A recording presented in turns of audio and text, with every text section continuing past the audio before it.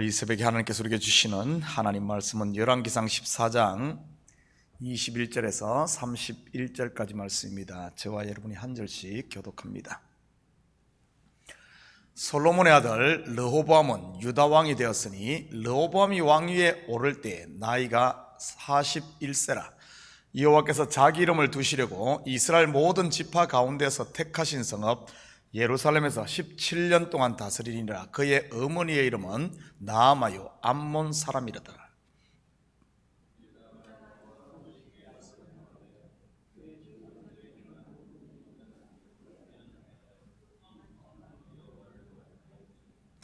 이는 그들도 산 위에와 모든 푸른 나무 아래 산당과 우상과 아세라상을 세웠습니다.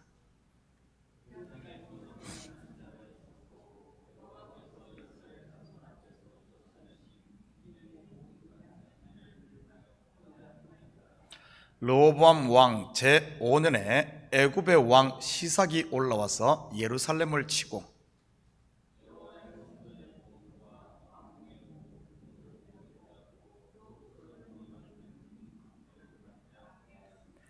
르호보암 왕이 그 대신에 노스로 방패를 만들어 왕국문을 지키는 시위대 대장의 손에 맡기매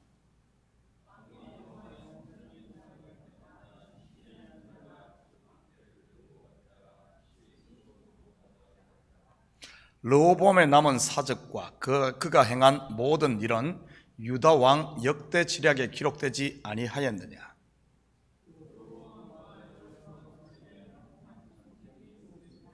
함께 읽겠습니다. 르호보암이 그의 조상들과 함께 자니 그의 조상들과 함께 다윗성에 장사되니라. 그의 어머니의 이름은 나아마요 암몬 사람이더라. 그의 아들 아비암이 대신하여 왕이 되니라. 아멘. 좋은 아침입니다. 우리는 지금까지 이스라엘 북왕국 여로보암의 통치에 대해 살펴보았습니다. 그는 첫 출발부터 금송아지 제단을 만들어 베델과 단에 세우는 우상 숭배로 스스로 심판을 자초합니다. 그가 22년을 그리고 그의 아들 나답이 2년 또 24년 만에 그의 왕조는 몰락하고 말지요. 오늘 본문은 남유다 왕국의 이 르호보암의 통치를 소개하고 있습니다. 과연 유다는 어땠을까요? 21절입니다. 솔로몬의 아들 르호보암은 유다 왕이 되었으니 르호보암이 왕위에 오를 때 나이가 41세라. 여호와께서 자기 이름을 두시고 이스라엘 모든 지파 가운데서 택하신 성읍 예루살렘에서 17년 동안 다스리니라. 그의 어머니의 이름은 나아마요 암몬 사람이더라. 그가 41세의 왕이 된 것을 보면 그는 솔로몬이 왕이 되기 전에 태어난 아들입니다. 솔로몬이 총 40년을 통치하고 바로 르호보암이 왕이 되었으니까 말이지요. 그런데 본문에는 그의 어머니의 이름이 나아마요 암몬 사람이라는 사실을 유난히 강조하고 있음을 발견하게 됩니다. 31절 마지막 절에도 보면은 그의 어머니에 대해 다시 한번 언급을 하고 있으니까요. 성경 기자는 왜 이렇게 그의 어머니를 강조하는 것일까요? 그것은 크게 두 가지를 말하고자 하는 것입니다. 첫째는 그가 솔로몬의 뒤를 이어 왕이 된 것이 그의 어머니로 인함임을 이렇게 말하는 것입니다. 부왕 솔로몬에게는 아내가 몇 명이었습니까? 첩까지 합하면 1000명이었지요. 그 사이에 태어난 아들들이 얼마나 많았겠습니까? 거기다가 그 아내들 하나하나가 만만한 사람들이 아니었지 않습니까? 주변국의 공주들이 있을 말이지요. 그 중에서도 가장 영향력이 있는 아내라면 바로 이 애굽 왕의 바로의 공주였을 것이 틀림없습니다. 그 사이에서 얼마나 많은 권력 다툼이 있었겠습니까?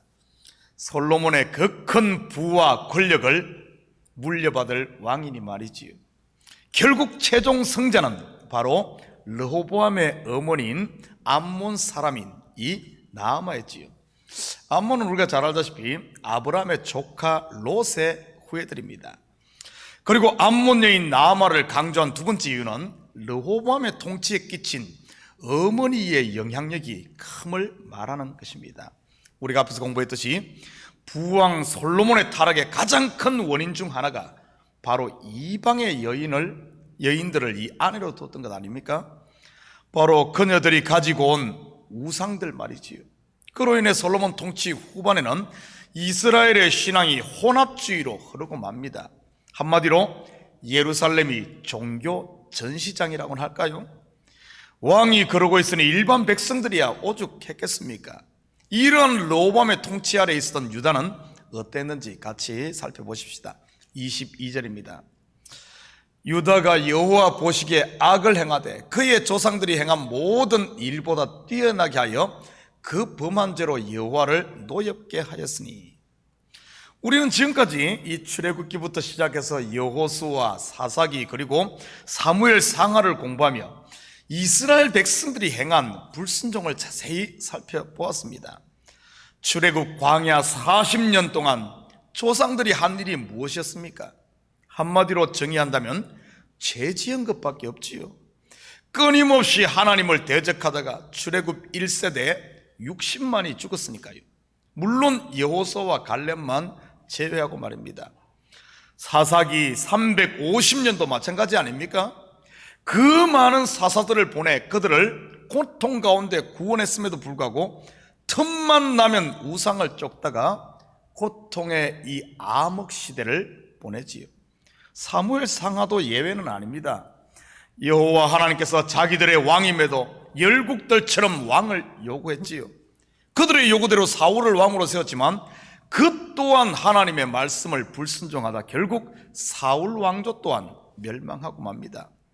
다윗 시대에 뭔가 좀 잘 되는 것 같았지만 솔로몬으로 이어지면서 다시 옛날로 돌아갑니다.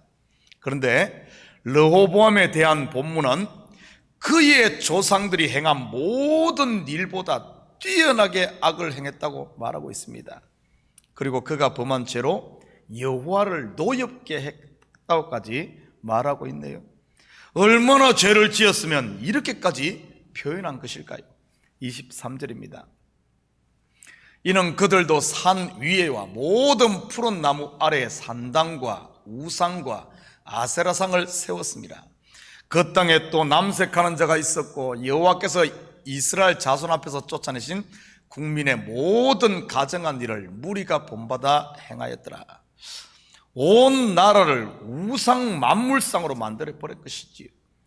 경상도 사투리를 말하면은 우상이 온 나라의 천지빛깔이었던 것입니다. 르호보암의 이러한 범죄에 누가 가장 큰 영향을 주었다는 말입니까? 바로 암몬 사람인 그의 어머니 나아마라는 말입니다. 그리고 부왕 솔로몬이 뿌린 씨의 열매이기도 하고요.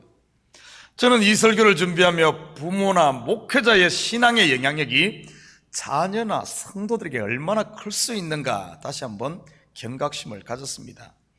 서성된 자 또는 먼저 된 자의 위치 말이지요. 그래서 일찍이 예수님의 형제 야고보는 그의 서신서인 야고보서 3장 1절에서 성도들에게 이렇게 권면했습니다. 같이 봅니다. 내 형제들아, 너희는 선생된 우리가 더 큰 심판을 받을 줄 알고 선생이 많이 되지 말라. 예수님께서 제자들에게 비슷한 말씀을 하시지요. 마태복음 23장 8절입니다. 그러나 너희는 랍비라 칭함을 받지 말라. 너희 선생은 하나요 너희는 다 형제니라. 무슨 말입니까? 성도는 예수 그리스도를 비추는 거울이 되어야지 자기 자신을 다른 사람에게 비춰서는 안 된다는 말이지요. 목회자인 저를 예로 들자면 목사는 진리 곧 복음만을 전하는 사람이 되어야지 자신의 비전이나 이 욕망을 성도들에게 심으려고 해서는 안 된다는 말입니다. 진리를 심으면 진리의 열매 곧 성령의 열매인 생명과 평안을 성도들이 누리고, 없지만은 그렇지 않고 육신의 생각을 심게 되면 반드시 그 결과는 시기와 질투, 분쟁, 결국 육신의 열매만 맺게 되니 말이지요. 성도들이 제일 선호하는 설교가 무엇일 것 같습니까? 대부분 보면 감동적인 설교를 선호합니다. 왜 그런 줄 아십니까? 많은 성도들이 이 감동이 곧 은혜라는 이런 잘못된 생각을 가지고 있습니다. 여러분 어떻게 생각합니까? 감동이 곧 은혜입니까? 아닙니다. 감동이 내 마음을 터치해 주는 것이라면 은혜는 나를 위해 행하신 십자가의 그 사랑 곧 하나님을 아는 것입니다. 은혜가 내 마음에 집중하게 하는 것이라면, 아니요, 감동이 내 마음에 집중하게 하는 것이라면 은혜는 나를 벗어나 하나님께 집중하게 하는 것이 은혜입니다. 이런 위로부터 온 은혜만이 성도를 자유케 할 수 있지요. 그냥 마음만 터치하는 감동은 결국 성도들의 심령을 피폐하게 만들고 자기 감정과 자기에 매이게 합니다. 이렇게 자기에 매이는 것이 바로 우상숭배, 바로 우상숭배입니다. 예수의 이름을 부르지만 결국 금송아지 예수인 것이지요. 자기 욕망이 만들어낸 우상 말입니다. 온 나라를 범죄케 한 여로보암 왕국에 어떤 일이 일어날까요? 25절 26절입니다. 르호보암 왕 제5년에 애굽의 왕 시삭이 올라와서 예루살렘을 치고 여호와의 성전에 보물과 왕궁의 보물을 모두 빼앗고 또 솔로몬이 만든 금 방패를 다 빼앗은지라. 본문과 평행 구절인 역대하 12장 5절을 다시 한번 봅니다.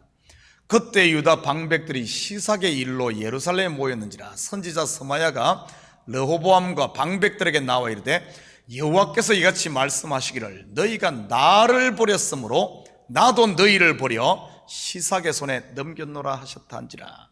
무슨 말입니까? 시삭의 유다 침공은 하나님의 심판의 손이었다는 사실이지요. 자기들을 구원한 여호와를 버린 유다를 하나님께서도 버려 시삭의 손에 넘긴 것입니다. 그 결과가 무엇입니까? 부왕 솔로몬이 쌓았던 그 많은 부귀 영화, 그 많은 은금들을 전부 다 빼앗깁니다.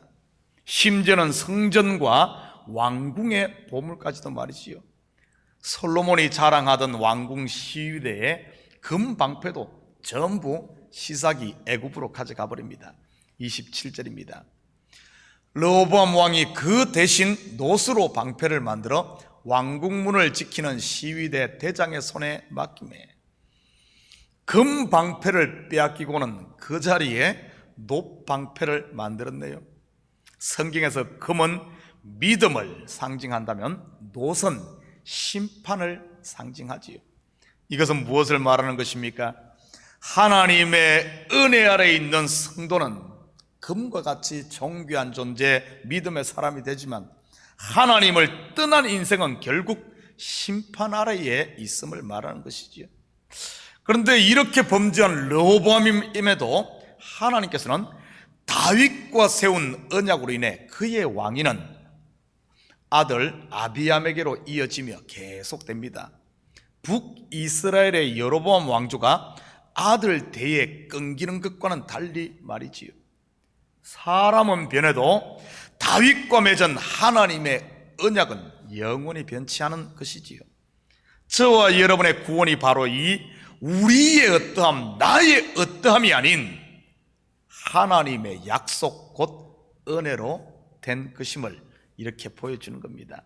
사랑하는 성도 여러분, 오늘 하루도 여러분의 감정이나 마음의 소망을 둔다든지 거기에 매이지 마시고 하나님의 약속 부여잡고 여러분의 환경이 어떠하든 오늘 하루도 담대하게 감사하게 승리의 삶을 사는 이런 복된 하루가 되기를 주님의 이름으로 축복합니다. 같이 기도하십시다. 사랑의 아버지 하나님, 참으로 감사드립니다. 이 새벽을 깨우신 하나님, 분명 하나님의 뜻이 있어 우리를 깨운 줄 믿사오니 아버지는 오늘 하루도 우리 감정의 아버지에 매이는 자가 아니라 나에게 집중되는 자가 아니라 하나님 바라보며 아버지는 주님께서 베푸신 그 은혜 속에 강해지는 저희들 되게 도와주시옵소서. 그래야 나를 통해서는 아버지는 그리스도의 향기만 전해지게 하시고 내 얼굴을 통해서는 내 속을 비추는 것이 아니라 아버지는 그리스도의 편지가 되어지는 아버지는 정인으로 사는 우리 성도들 되어짐으로 말미암아 우리의 모든 삶의 영역이 참으로 아버지 복음화되고 하나님의 영광이 드러나는 이런 이 시대 하나님의 사람으로 살게 도와주시옵소서. 감사드리며 예수님의 이름으로 기도드립니다. 아멘.